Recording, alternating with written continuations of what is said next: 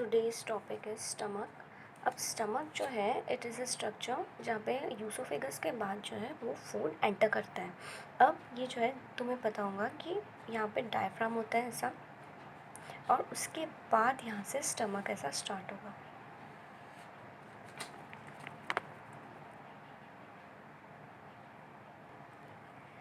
It is obliquely placed. Obliquely इसलिए बोला जाता है कि वो ऐसा सीधा इस तरीके से नहीं प्रेजेंट होता ना, इस तरीके से प्रेजेंट नहीं होता, वो ऑब्लिकली प्लेस्ड होता है, इसलिए इसे बोला जाता है below the diaphragm on the slightly left hand side. तो तुम्हारे लेफ्ट हैंड साइड पोर्शन में वो थोड़ा सा झुका हुआ होता है। अब जो है स्टमक के 4 पार्ट्स होते हैं, जैसे कि fundus, cardiac portion, body and the pyloric region. तो ये है यूसोफेगस।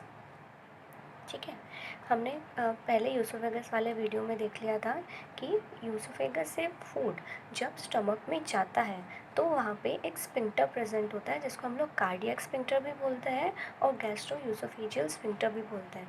अब ये स्फिंक्टर एक कुछ मसल से बना हुआ है जो कि क्या करता है, अगर यूसोफेगस में फूड है तो फूड यहाँ से अंदर चले जाएगा, और अगर फूड नहीं है तो ये स्फिंक्टर हमेशा क्लोज रहेगा। अब इस स्फिंक्टर का काम ऐसा है कि अगर एक बार फूड यहाँ चले गया तो ये वापस से स्फिंक्टर से होते हुए वापस इस डायरेक्शन में, मतलब स्टमक से यूसोफेगस में नॉर्मली ये नहीं आता है। ठीक है, तो सबसे पहले है 4 पार्ट्स। तो 4 पार्ट्स में से सबसे पहला है कार्डियक। पहले देखते हैं, तो यूसोफेगस जस्ट जहाँ ओपन होता है तो वो वाला जो रीजन है उसको हम लोग कार्डियक रीजन बोलते हैं। कार्डियक रीजन के ऊपर थोड़ा सा डोम शेप्ड जो स्ट्रक्चर आ रहा है उसे हम लोग बोलते हैं फंडस। जो मेन जो बॉडी है स्टमक की, जो कि पूरा फूड स्टोर करके रखने वाली है, उसको हम लोग बोलेंगे बॉडी। और लास्ट वाला जो रीजन है वो कहलाएगा पाइलोरिक रीजन, और पाइलोरस भी उसे कहा जाता है। अब स्टमक से जैसे हमें पता है पहले माउथ हो गया, बकल कैविटी, फिर फेरिंग्स में फूड चले गया, फेरिंग्स के बाद फिर यूसोफेगस आ गया, यूसोफेगस के बाद स्टमक। अब स्टमक से फूड जाता है स्मॉल इंटेस्टाइन में।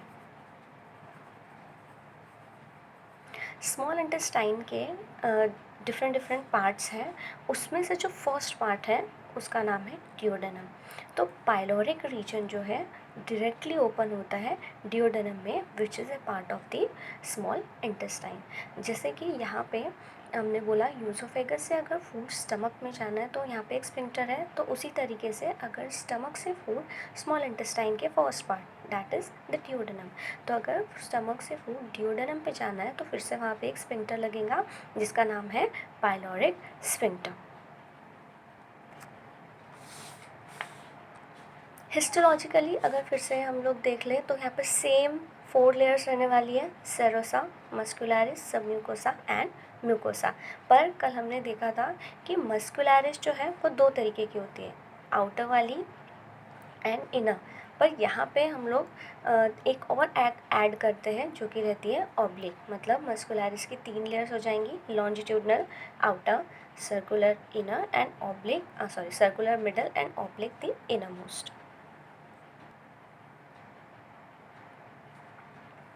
ये भी कल हमने देख लिया था कि म्यूकोसा जो है वो वहाँ पे गैस्ट्रिक ग्लैंड्स प्रेजेंट रहती है जो कि गैस्ट्रिक जूस सिक्रीट करती है।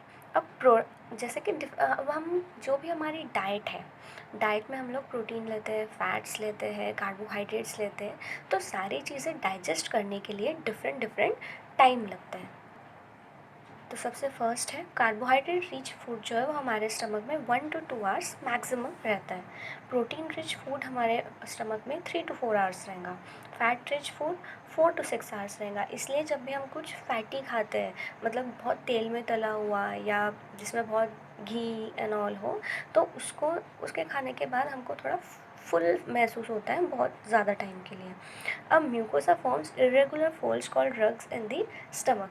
ये कल ही हमने देखा था कि इसके जो 4 लेयर्स हैं, जैसे कि ये हो गया सेरोसा, फिर इधर मस्कुलरिस आ जाएगा, फिर यहाँ पे है मान लो म्यूकोसा और सब म्यूकोसा, और यहाँ पे है म्यूकोसा। तो म्यूकोसा हमने बोला था कि ये ऐसा इस तरीके से थोड़े से रग्स बनाएगा, कहाँ पर, स्टमक में।